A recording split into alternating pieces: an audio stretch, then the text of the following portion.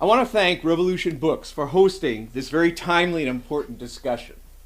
We're here to talk about how a natural disaster became a social disaster and why it doesn't have to be that way. As the editorial in Revolution newspaper put it last week, the crisis set off by Hurricane Sandy has laid bare the real ways society operates. It has shown why these ways must be radically and fundamentally changed, and it has shown some of the outlines of how that change could come about. Now I want to start with a little montage of facts and scenes. Fact: at no time in the presidential debates did the question of climate change come up. This was a non-issue. Although the victor, Barack Obama, was highly vocal in the campaign about his achievements in presiding over a record amount of oil drilling and pipeline construction. And remember that it was the Obama administration in March 2010, just 3 weeks before the BP oil spill in the Gulf of Mexico, that lifted a decades-long moratorium on offshore drilling. Meanwhile, of the 10 warmest summers on record in the contiguous United States, 7 have occurred since 2000. Fact and scene: in Manhattan, the top 20% of the population earns 40 times that of the bottom 20%. Meanwhile, we learn from a New York Times article about the plight of a typical hourly worker during the Sandy crisis. She's a home health care aide who makes $10 an hour, but who does not get paid if she does not show up for work. She spent 8 hours traveling to work for 5 hours, leaving her with less than $4 an hour earnings through the course of that week. Fact and scene: it has been a time of immense suffering and need, but for the ruling authorities, what was the litmus test for getting New York City back on its feet? That Wall Street reopen, that the wheels of finance keep turning for the endless accumulation of capital. Meanwhile, and just several city blocks away, emergency deliveries of water and food to those in need were stalled for days. In places like Coney Island, people had gone and are still going without heat and lighting. But they also have gone to great lengths to help each other in this time of need. I was out there with some other people, reporters from Revolution newspaper and others. And one middle-aged black person told me, this was in Coney Island, he said, "We may be a high crime area, but we are also a community." And he showed me some generators, waterlogged, that he was repairing and working on. He was repairing them and deploying them to provide lighting and even power for oxygen tanks for older people. Meanwhile, people in this same neighborhood were facing curfews and threats from the police. This is Hurricane Sandy. It left parts of the eastern seaboard devastated. More than 100 people died in the United States, and many millions were left without power. From public housing projects, we still hear reports cascading in of older residents and the very poor, still in need of food and needed medications and means of travel. In the suburbs, where the violent rampages of wind and rain literally hollowed out neighborhoods, people were left to fend for themselves. Under dire circumstances, people have tried to cope and solve problems together. But there are no institutional mechanisms to really foster that cooperation. The overarching concern of ruling authority has been to keep people passive, to keep people in their place, and to keep people under control. People have been thrust into the darkness of power outages that first week, but they were kept in the dark about what is actually happening. Why? This is a system in which a small owning class of capitalist imperialists controls the economic lifelines and resources of society. It is a system where profit rules. It is a system where state power is used to preserve and extend global exploitation and misery, and to suppress resistance. But things do not have to be this way. And that alternative, the alternative to the current system, is mainly what I want to focus on. But first, I want to step back and examine three key dynamics of this natural disaster that became a social disaster. First, we have to look at the relationship between capitalism, imperialism, and climate change. Now, people should study the article Superstorm Sandy and Climate Change on revcom.us. It gets into the science of superstorms like Sandy and explains that the ferocity of Hurricane Sandy has everything to do with climate change. Massive emissions of carbon into the atmosphere are leading to Arctic ice melts and collapses, to warmer oceans, and to more moisture in the air. And this is causing more frequent and more severe hurricanes. Now, this understanding is not coming from just computer-generated models, making wild projections, which is what a lot of these climate change deniers will tell you. But rather, this understanding comes from 6 decades of measurements. Let me quote the climate scientist James Hansen. He says, "Our analysis shows that it is no longer enough to say that global warming will increase the likelihood of extreme weather and then repeat the caveat," by which he means to qualify that statement by saying that, of course, no individual weather event can be directly linked to climate change.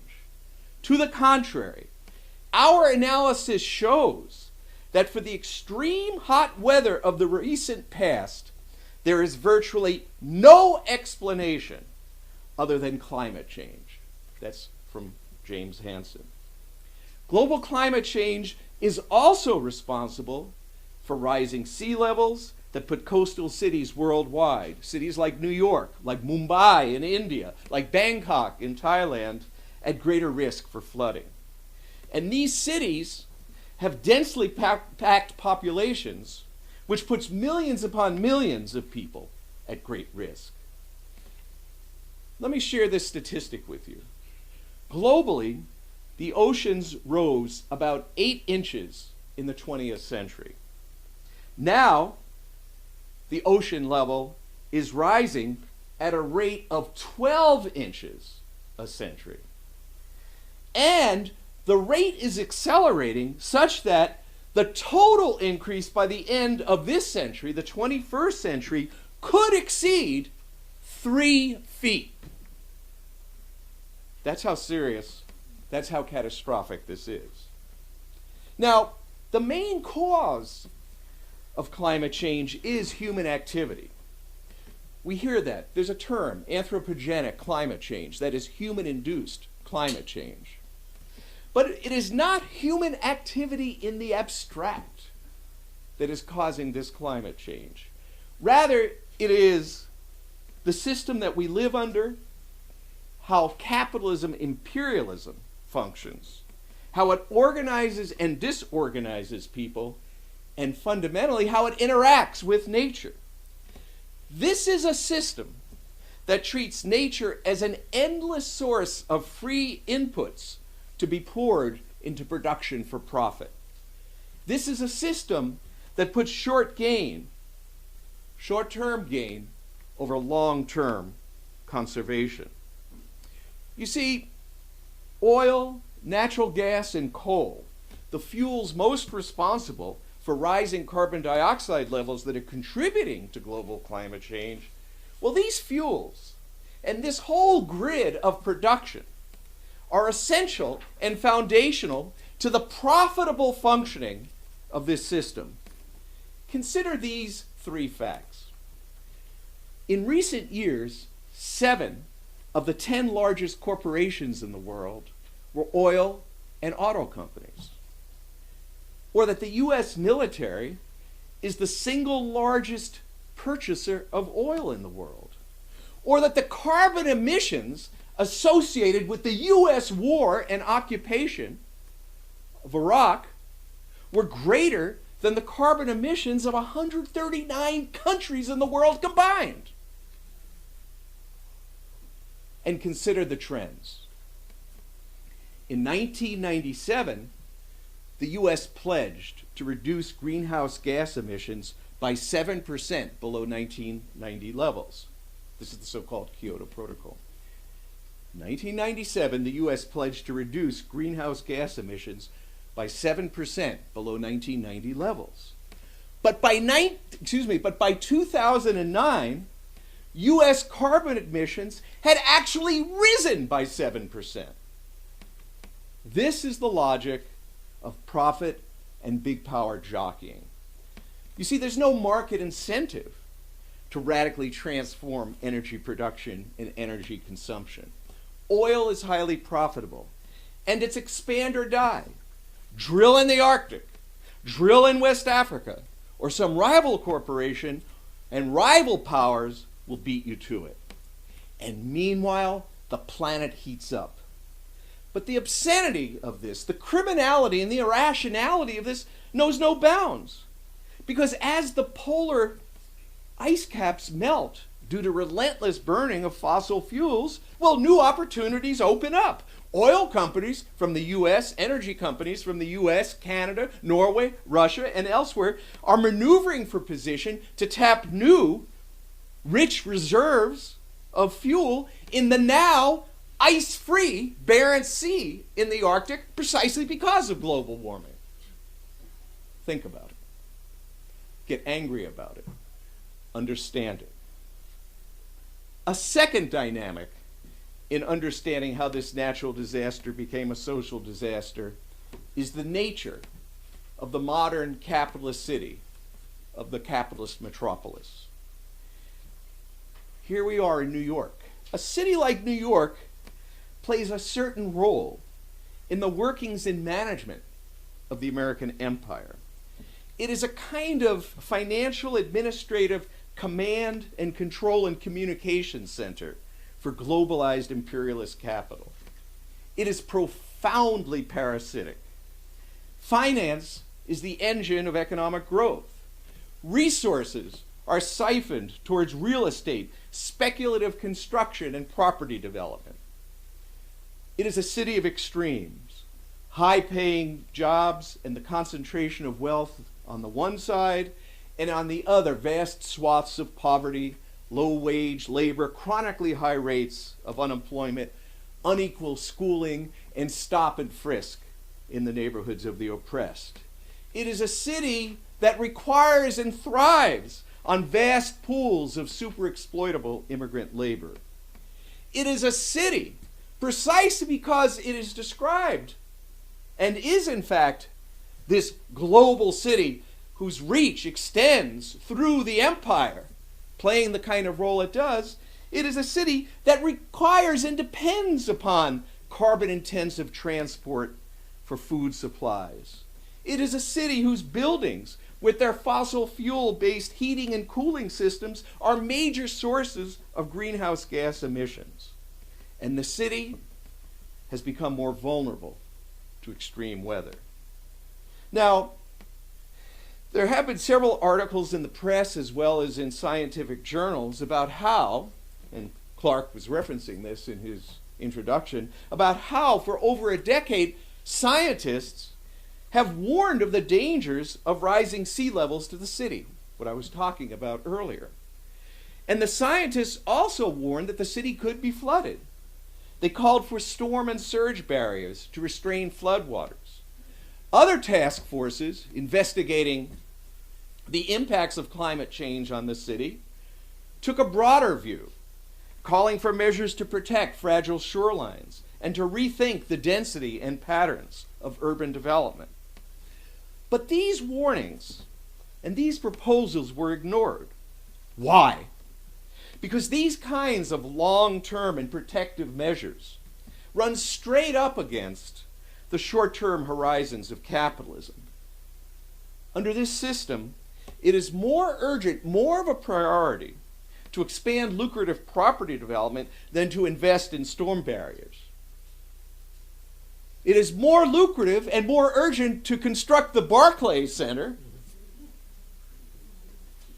as a showcase, as a showpiece, to expand hotel construction. It is more of a priority to do that than to protect and expand wetlands that soak up floodwaters. It made more business sense for the utility companies to keep investments on the maintenance and upgrading of transmission lines and other infrastructure to a minimum. And the warnings from the scientists about the city's susceptibility to storm surges were then borne out by Hurricane Sandy. A third factor in explaining why this natural disaster became a social disaster is how this society and how this system atomizes people. It is very stark. The disruptions in transport and power generation and the dislocation of basic services and the fact that the city stopped working when people could no longer work, all of this revealed how densely interconnected are the activities of social and economic life in a large city like New York and in the metropolitan region. But the city and the larger society are not organized in a way that corresponds to that interconnectedness, to that interdependency among people. There is no conscious social planning to meet human need. There's no conscious planning to mobilize for emergencies. There's no conscious social planning to protect vital ecosystems. And look at the lack of organization when it came to something as basic as emergency shelters, providing food to people, the confusion, the lack of coordination. Here you have a situation where the ecosystems are regional and larger than that, where people work and live over a large expanse. But here you have a situation where the administrative and governing structures are sliced up and narrowly focused, so that it's not possible to look at the whole, to grasp and act upon this interconnectedness, and to plan for emergency. People are atomized by the workings of this system. They are forced to compete with each other for jobs, for housing, for education. Why? Because of private ownership and control over the means of producing wealth and over the resources of society. This is a system where people are compelled to sell their labor power to survive. At the same time, the system promotes its ethos of each for him or herself and sets people against each other. This is the nature of the system. And people, as they expressed it through this crisis, have a great desire to join together, to act together in a crisis like this. But that potential is held in check and quashed by the system. You know, scientists and others around the world have decades of experience, going back to the 1960s, in studying environmental problems.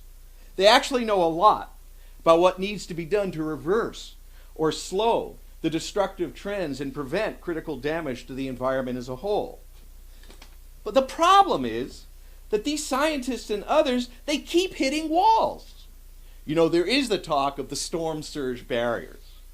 But those who want to act on this crisis are running up against social walls and economic and social barriers, the profit above all relations that dominate all of social and economic life. And in the face of this, and in response to this, you have some ruling class figures like Bloomberg here in New York who talk about climate change and adapting to climate change. But what does he mean by that? It means that New York City will remain this financial center that relies upon and gorges on inputs of materials and people from all over the world. It means that there will be no fundamental change in the way that energy is produced and consumed. It means that there will be just some changes around the edges, some for public relations purposes, some to protect infrastructure, but the basic workings of the economic system are in full force. And this is what it means from the standpoint of Bloomberg and company to adapt to climate change. On the other hand, there are many well-intentioned people who are concerned about this, people in the professions, in other spheres of society, social theorists, well-intentioned and concerned, but they cannot imagine a radical change in society and the world.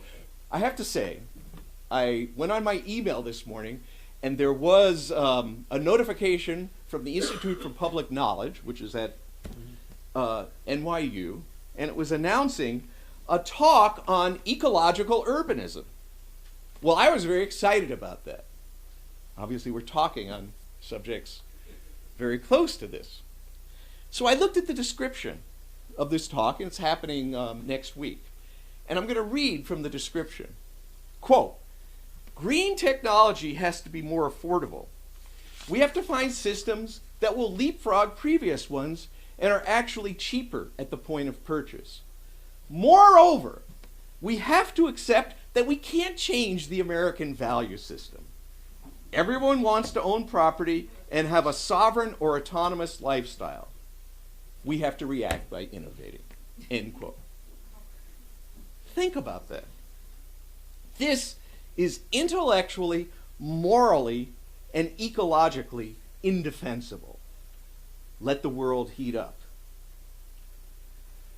There is no way that we can possibly change the structure of production. There's no way that we can possibly change the way in which people interact with each other. There's no way we can change property relations. There's no way we can change values. That's a given. And what that means is that this global climate crisis continues, deepens, and accelerates.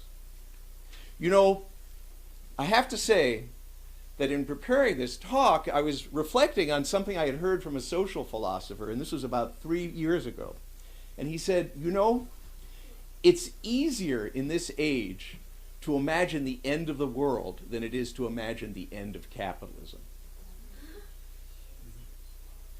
And I thought there was something very incisive there and relevant to what I'm sharing with you about what does it mean when people are talking about adapting, when people are proposing the kind of approach to green technology, that I'm sharing with you. Easier to imagine the end of the world than it is to imagine the end of capitalism. But it does not have to be this way. Because of Bob Avakian and the work he has done over several decades, summing up the positive and negative experience of the communist revolution so far, and drawing from a broad range of human experience, there is a new synthesis of communism that has been brought forward. There really is a viable vision and strategy for a radically new and much better society and world. And there is the crucial leadership that is needed to carry forward the struggle toward that goal. So what I want to talk about now is what that radically different society is about and how it will confront the ecological crisis, the ecological emergency before us. What I want to talk about is a viable and liberatory socialism. And the Constitution for the new socialist republic in North America, from the Revolutionary Communist Party, sets forth a vision and a plan for building a very different social, political, and economic system. And this Constitution is based on Bob Avakian's new synthesis of communism. This new synthesis opens the way to a world in which human beings can truly flourish.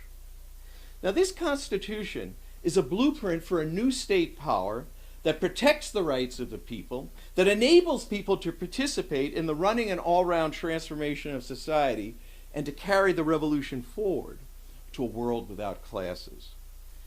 This Constitution sets forth the principles and mechanisms for a liberating economy that meets the basic needs of the people, including overcoming the inequalities between nationalities, between men and women, between those who work mainly with their hands and those who work mainly in the realm of ideas.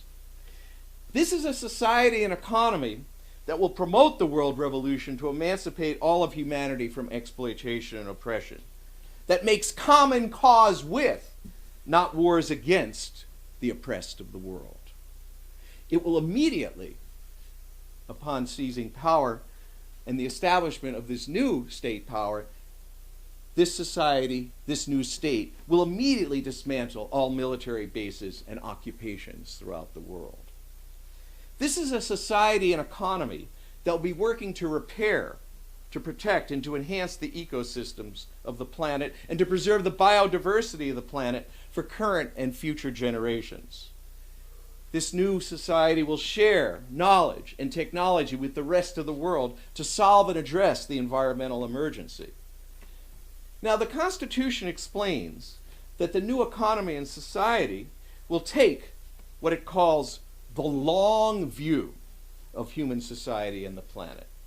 The Constitution states that the new society and economy will, and I'm quoting, will organize and regulate production and growth on the basis of awareness of natural limits and the interconnected web of ecosystems. It emphasizes safe and renewable sources of energy. Now, the principles of socialist sustainable development that inform this Constitution come out of a recognition that there is an urgent timeline to act. If we do not preserve fast vanishing natural ecosystems around the world, if we do not move to stem climate change, well, this planet could very well become uninhabitable for billions of people and possibly all of humanity. So in short, the society we are aiming to achieve and for which this Constitution is the framework is the total opposite of what we live under. The system that I am talking about is the opposite of what we live under, and it can only come about on the basis of a revolution to overturn and to uproot this whole economic and social political system.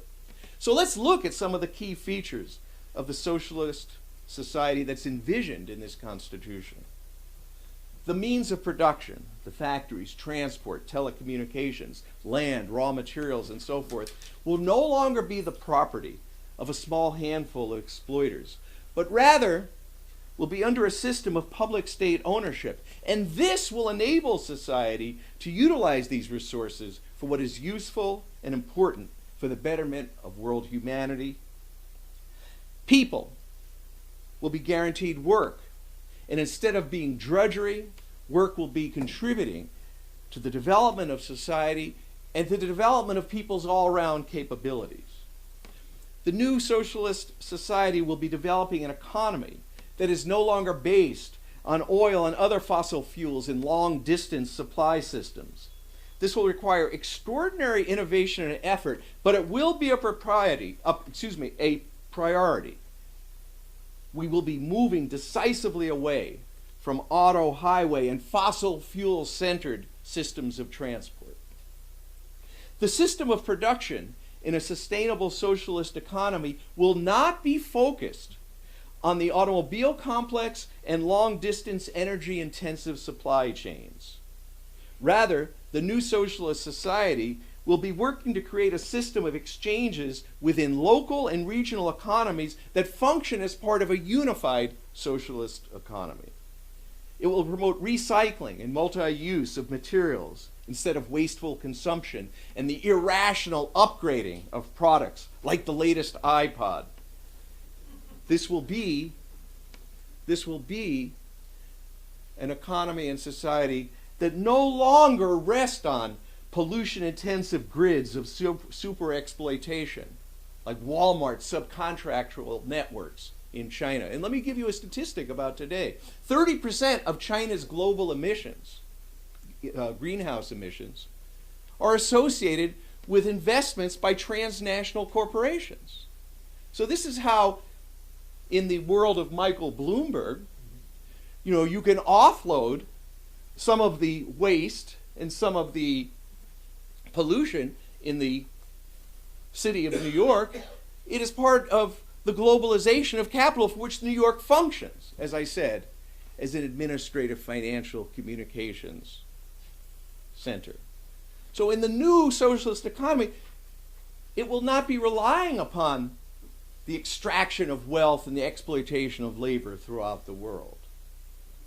The new society will aim to create sustainable cities, more capable of producing to meet basic needs, including food.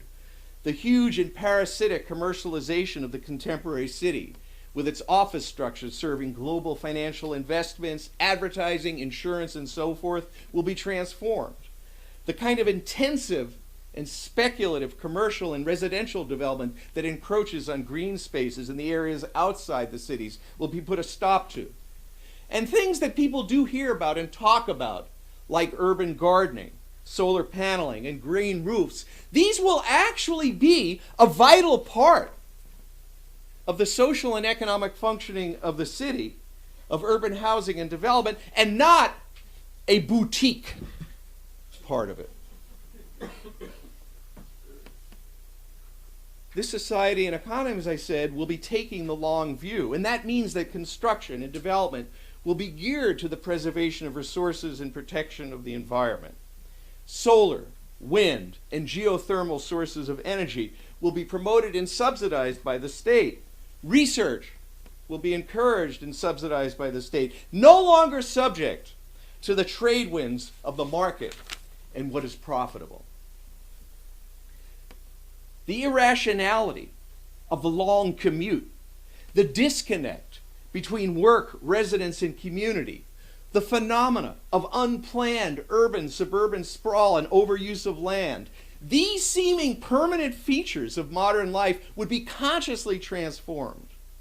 Planning will seek to break down the distinctions between the cities and the outlying suburban areas and find new ways to integrate the economic and social activities of these adjoining areas. I mentioned the challenge of rising sea levels. Well, the new socialist society would be moving to scale down the size of coastal urban concentrations. It would be moving to combine small and large-scale production. It would be moving to spread out economic, cultural, and educational resources.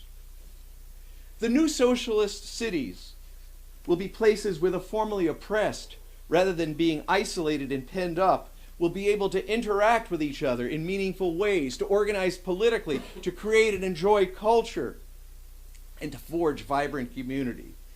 These will be cities in which barriers are being broken down between basic people and artists and intellectuals and professionals, in which people of different backgrounds, training, and talents would be dynamically interacting with and learning from each other as part of the long-term process of creating the social and material conditions in which everyone will be able to work productively and in the realm of ideas.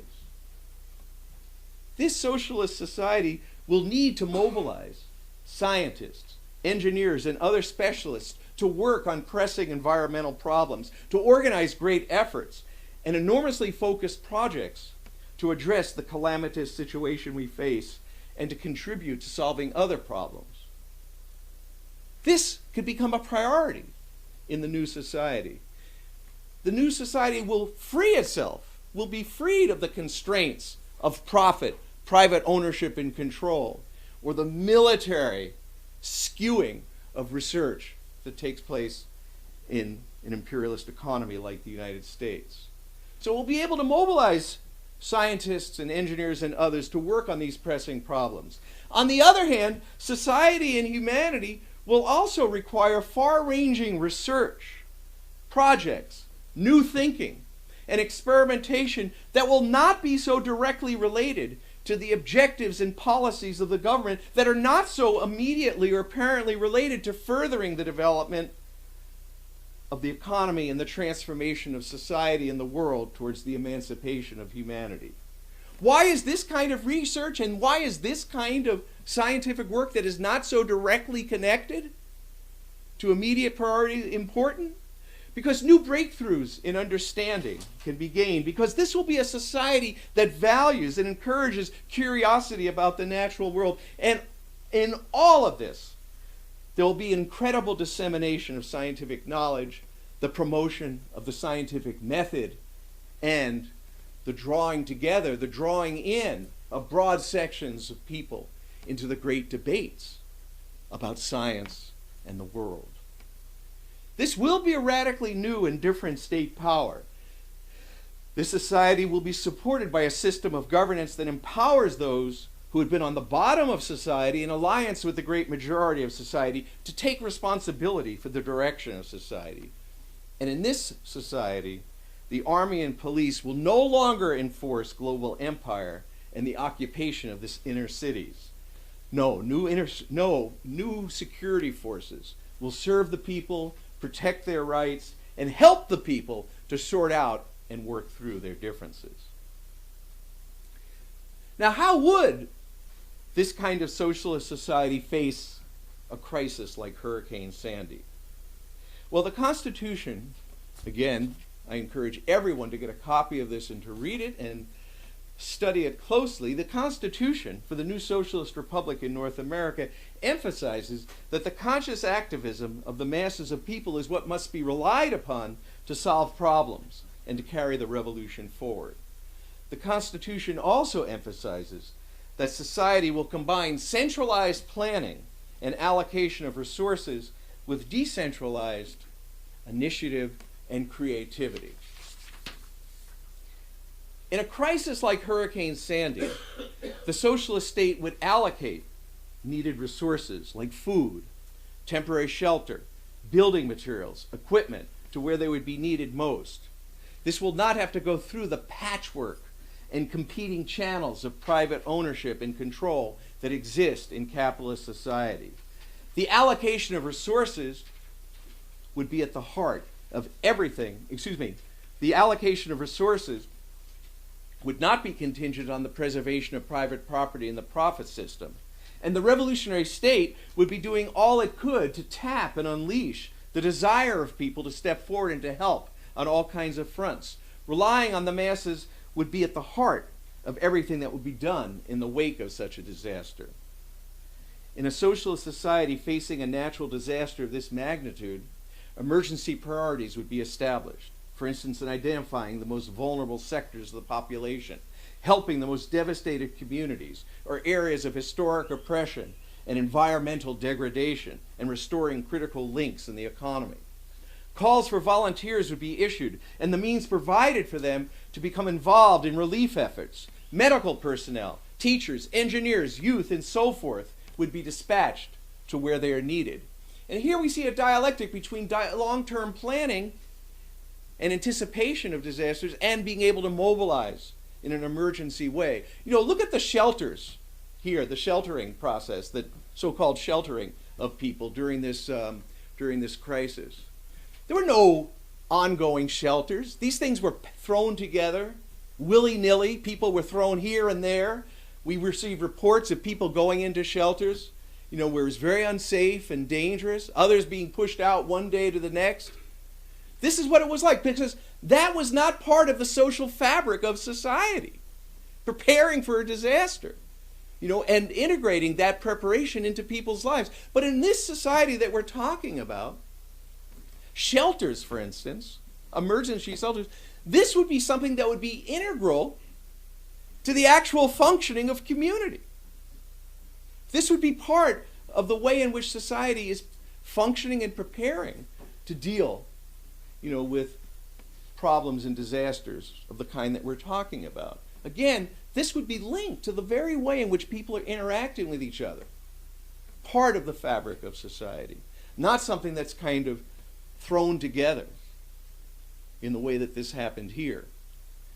Now, in an emergency like this, as I said, you would have to be mobilizing on the scale and in the way that I'm describing, with these calls for volunteers to be issued, means provided for them to become involved in relief efforts, medical personnel, teachers, engineers, youth, and so forth, dispatched to where they are needed. Now, centralization in planning means overall leadership and coordination.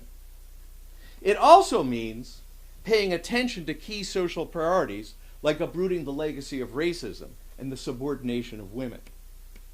In a situation like Sandy, efforts would be made to educate people about the scale and challenges of the situation. Specialized knowledge of experts would be popularized. For instance, environmental science, civil engineering among broad sections of the people. But these experts would also be learning from the knowledge and direct experience and aspirations of basic people and of the youth. Architects and planners would be conducting investigations among the people. Medical personnel would be gaining a deeper sense of local conditions and needs and training paraprofessionals. Incredible local initiative and experimentation would be unleashed. Conditions are not the same everywhere. How to make the most of older equipment, how to conserve limited resources in this crisis. What are the local priorities in rebuilding? There'll be fact-finding missions, group discussions and debates in neighborhoods. People will be looking at the functioning of administrative structures in this situation. Should they be streamlined? Should they be combined in new ways? In this situation, people will have to innovate. People will also be transmitting ideas and criticisms to higher levels of leadership. And the government and media and other institutions of state would be spreading advanced experience of dealing with this crisis and the new understanding gained, spreading lessons about how barriers between people and contradictions among the people are being overcome. In such a situation, in such an emergency, big questions and controversies will pose themselves. Yes, there is acute short-term necessity to provide shelter, food, and health care, and to rebuild. But these needs cannot be met by disregarding longer-term effects on ecosystems. There will be disagreements over specific policies, and in times of disaster, some will be intensely agonizing over the direction and purpose and aims of society. It will be necessary to mobilize the activism and understanding of people to confront extraordinary circumstances, such as a hurricane like Sandy, and to pull together. But differences will emerge. Debates will break out. And this is a good thing. The Constitution recognizes the importance of dissent and protest under socialism. And in crises like this, there will be contention and struggle. And this could get very intense, very tense and wild at times, including protests and upheavals that destabilize society in crisis. This dynamic, however, if handled correctly by the leadership of the new society, will actually enhance both the knowledge and understanding of reality, of the reality of society as a whole, and serve to forge unity on a new and stronger basis. All this is part of the process of getting to communism, maximum elasticity without losing power, without losing the revolution and everything it means for world humanity. Bobavakian teaches that dissent should not only be allowed, but actively encouraged and valued.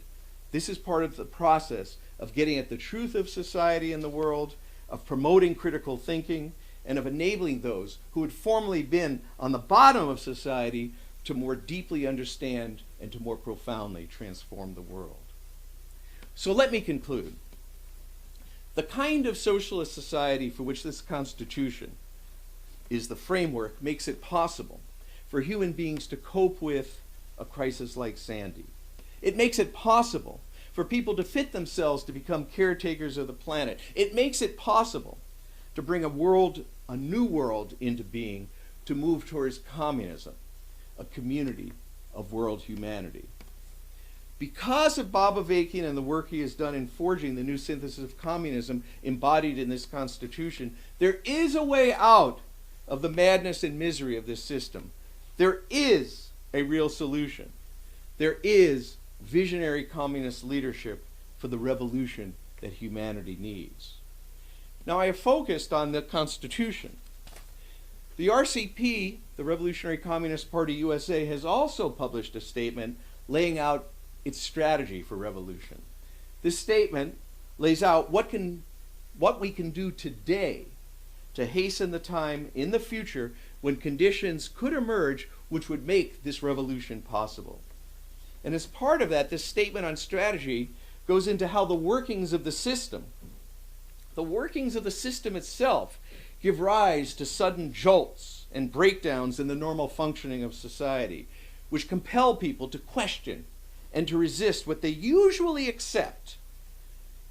It talks about how such jolts, like the one we are experiencing with Sandy, are important times to mobilize people to fight back, and as they do so, to learn that the fundamental problem causing all this horror and needless suffering is capitalism itself, and how the solution is getting rid of this system and bringing a new system, socialism, aiming for the final goal of a communist world. This statement on strategy shows how through such jolts, like what has happened with this hurricane, and the struggle waged in them, the movement for revolution can accumulate forces and gain in strength. Now, right now, people face the challenges of mobilizing to fight for the basic needs of people and confronting this disaster. The Revolution Club in New York City is circulating key demands and organizing around these demands. But as people mobilize, they can and they must also raise their sights to what is truly emancipating and what is truly possible. Thank you very much.